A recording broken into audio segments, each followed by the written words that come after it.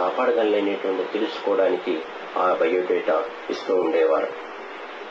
ఇట్లా ప్రభాకర శాస్త్రి గారికి బయోడేటా చేసుకున్న తర్వాత, వారి రోగం నయం చేసిన తర్వాత మాస్టర్ గారు ప్రభాకర శాస్త్రి గారిని పిలిచి, ఆయన ఇక నువ్వు తిరుపతి వెళ్ళి తిరుపతిలో ఉండేటువంటి వారికి ఈ రకమైనటువంటి సేవ చెయ్యి అని చెప్పి వారు ఆదేశించడం జరిగింది. అయితే మాస్టర్ గారి యొక్క ప్రేరు, ఇందాక కుండలిని స్వామి గురించి చెప్పాను చూసారా, అదే విషయం ప్రభాకర శాస్త్రి గారు మాస్టర్ గారి యోగం ఏమిటి అంటే, మాస్టర్ గారు చెప్పారు,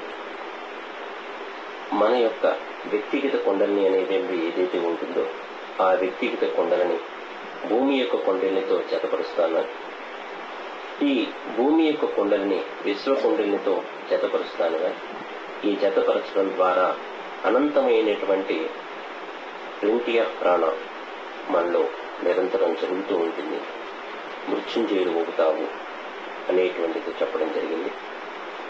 అక్కడి నుంచి అది తెలుసుకున్నటువంటి ప్రభాకర శాస్త్రి గారు తిరుపతి రావడం జరుగుతుంది. అదే కాక మాస్టర్ గారు ప్రేయర్ చేస్తున్నప్పుడు వీరి యొక్క సంస్కారాలను బట్టి, పూర్వజన్మ యొక్క స్మృతులను బట్టి వారిలో గొప్ప గొప్ప అంటే ఇంతకు పూర్వం లేనటువంటి కొత్త కొత్త విద్యలన్నీ వారిలో తెలియకుండా వారిలో పుట్టుకొచ్చేవి.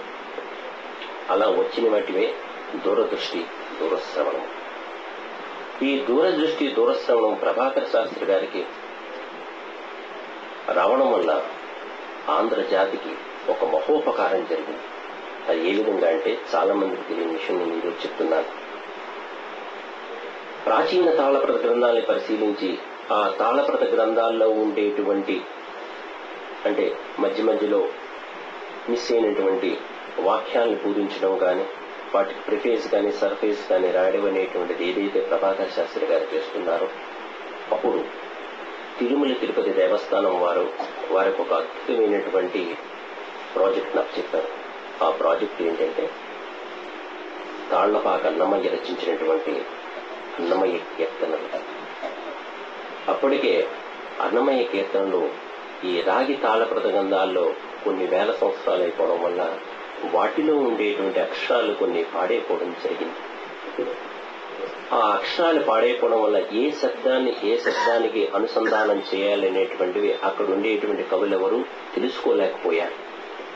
కాబట్టి ఆ యొక్క ప్రాజెక్టును శ్రీ వేటూరి ప్రభాకర శాస్త్రి గారికి అప్పచెప్పడం జరిగింది.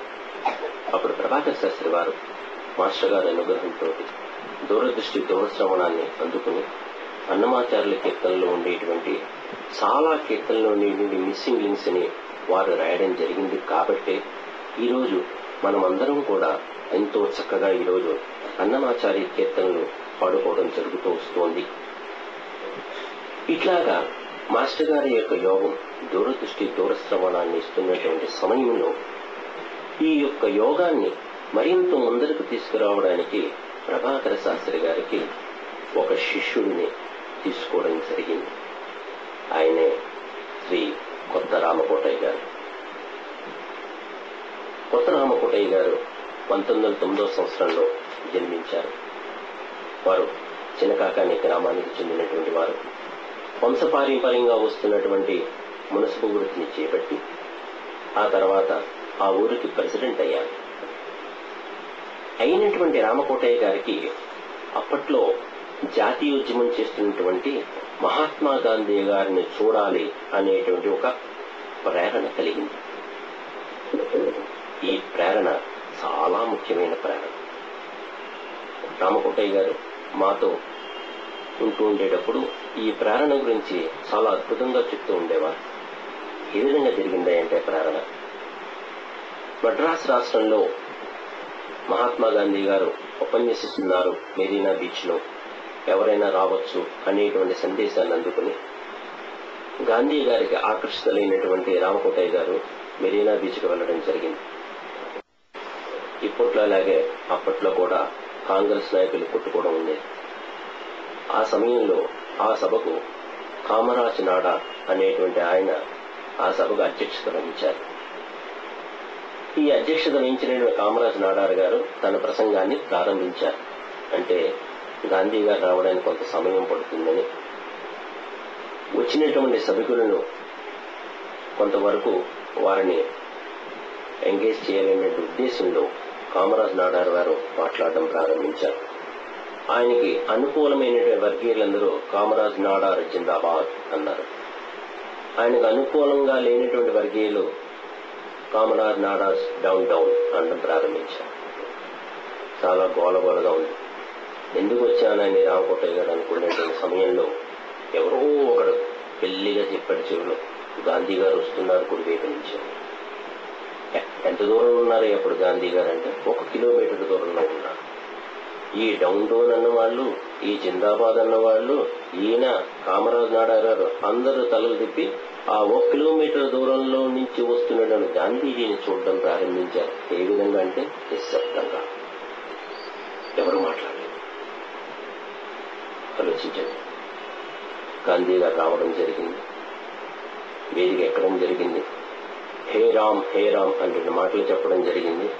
మళ్ళీ ఏమీ మాట్లాడకుండా స్టేజ్ దిగి వెళ్ళిపోవడం జరిగింది. గాంధీ గారు వచ్చిన దగ్గర నుంచి వెళ్లేంత వరకు ఒక సభికుడు గాని, ఒక వ్యక్తి గాని మాట్లాడడం అనేటువంటిది అసలు జరగలేదు.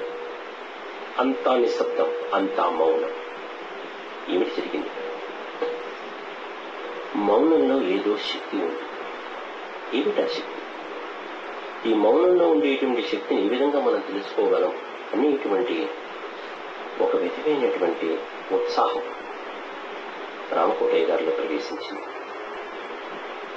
అలా ప్రవేశించిన ఉత్సాహంతో రామకోటయ్య గారు కొన్ని కారణాల చేత అనారోగ్యం పాలైనప్పుడు, వారికి అసలు జబ్బు తగ్గదు అని వైద్యులందరూ నిర్ధారణ చేసినప్పుడు, వారి మిత్రులు వెంకటేశ్వరరావు గారు ఒక విధంగా వారికి